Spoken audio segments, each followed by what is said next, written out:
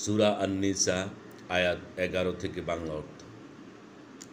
আল্লাহ তোমাদেরকে তোমাদের সন্তানদের সম্পর্কে আদেশ করেন, একজন পুরুষের অংশ দুজন নারীর অংশের সমান। অতঃপর যদি শুধু নারীরাই হয় দু এর অধিক, তবে তাদের জন্য ওই মালের 3/2 যা ত্যাগ করে মরে, এবং যদি একজন হয় তবে তার জন্য অর্ধেক। মৃতের পিতা মাতার মধ্য থেকে প্রত্যেকের জন্য ত্যায্য সম্পত্তির 6/1 যদি মৃতের পুত্র থাকে। যদি পুত্র না থাকে এবং পিতা মাতায় ওয়ারিশ হয়, তবে মাতা পাবে 3/1। অতঃপর যদি মৃতের কয়েকজন ভাই থাকে, তবে তারা পাবে 6/1 ওসিয়তের পর, যা করে মরেছেন, কিংবা ঋণ পরিশোধের পর। তোমাদের পিতা ও পুত্রের মধ্যে কি তোমাদের জন্য অধিক উপকারী তোমরা জানো না। এটা আল্লাহর কর্তৃক নির্ধারিত অংশ। নিশ্চয়ই আল্লাহ সর্বজ্ঞ, রহস্যবিদ।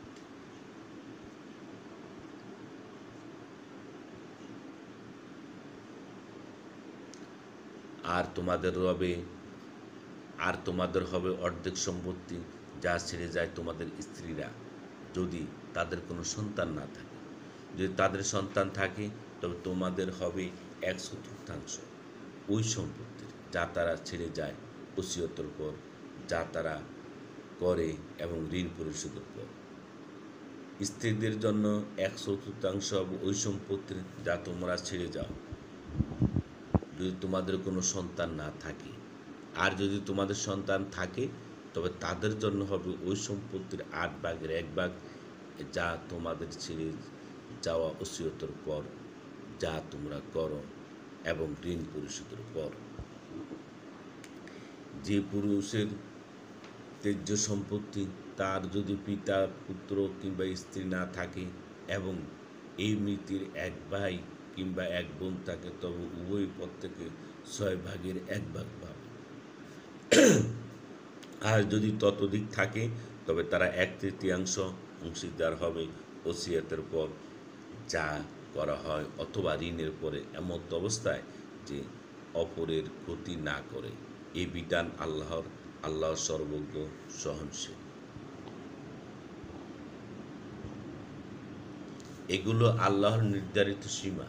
যে কেউ আল্লাহর ও রাসূলের আদেশ মতো চলে, তিনি তাকে জান্নাত সমূহে প্রবেশ করাবেন, যেগুলোর তলদেশ দিয়ে স্রোত বেনি প্রবাহিত হবে।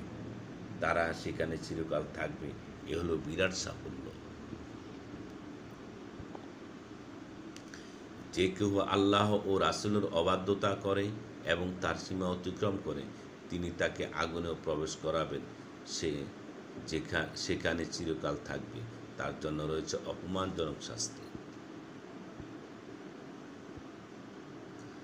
আর তোমাদের নারীদের মধ্যে যারা ব্যভিচারিণী, তাদের বিরুদ্ধে তোমাদের মধ্য থেকে 4 জন পুরুষকে সাক্ষী হিসেবে তলব করো। অতঃপর যদি তারা সাক্ষ্য প্রমাণ করে, তবে সংশ্লিষ্টদের গৃহে আবদ্ধ রাখো, যে পর্যন্ত মৃত্যু তাদেরকে তুলে না নেয়, অথবা আল্লাহ তাদের জন্য অন্য কোনো পথ নির্দেশ না করে। তোমাদের মধ্য থেকে যে 2 জন সেই কুকর্মে লিপ্ত হয়, তাদেরকে শাস্তি প্রদান করো। অতঃপর যদি উভয় তওবা করে এবং নিজেদের সংশোধন করে, তবে তাদের থেকে হাত গুটিয়ে নাও। নিশ্চয়ই আল্লাহ তওবা কবুলকারী, দয়ালু। অবশ্যই আল্লাহ তাদের তওবা কবুল করবেন, যারা ভুলবশত মন্দ কাজ করে, অতঃপর অনতিবিলম্বে তওবা করে। এরাই হলো সেসব লোক যাদেরকে আল্লাহ ক্ষমা করে দেন। আল্লাহ মহাজ্ঞানী, রহস্যবিদ। আর এমন লোকদের জন্য কোনো ক্ষমা নেই, যারা মন্দ কাজ করতেই থাকে, এমনকি যখন তাদের কারো মাথার উপর মৃত্যু উপস্থিত হয়, তখনও বলতে থাকে, আমি এখন তওবা করছি। আর তওবা নেই তাদের জন্য যারা কুফরি অবস্থায় মৃত্যুবরণ করে। আমি তাদের জন্য যন্ত্রণাদায়ক শাস্তি প্রস্তুত করে রেখেছি।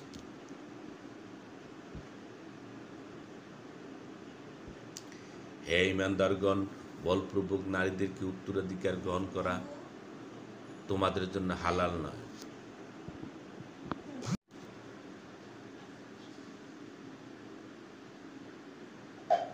হে ঈমানদারগণ, বলপূর্বক নারীদেরকে উত্তরাধিকারে গ্রহণ করা তোমাদের জন্য হালাল নয়, এবং তাদেরকে আটক রেখো না, যাতে তোমরা তাদেরকে যা প্রদান করেছ তার কিয়দংশ নিয়ে নাও। কিন্তু তারা যদি তোমাকে কোনো প্রকাশ্য অশ্লীলতা করে নারীদের সাথে সমভাবে জীবনযাপন করো,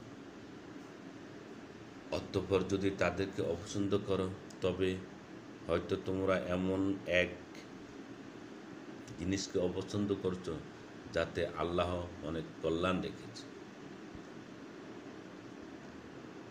যদি তোমরা এক স্ত্রীর স্থলে অন্য স্ত্রী পরিবর্তন করতে ইচ্ছা করো এবং তাদের একজনকে প্রচুর ধন সম্পদ প্রদান করে থাকো, তবে তা থেকে কিছু ফেরত গ্রহণ করো না। তোমরা কি তা অন্যায়ভাবে প্রকাশ্য গুনাহগার মাধ্যমে গ্রহণ করবে? তোমরা কি তা অন্যায়ভাবে ও প্রকাশ্য গুনাহের মাধ্যমে গ্রহণ করবে? ধন্যবাদ সবাই।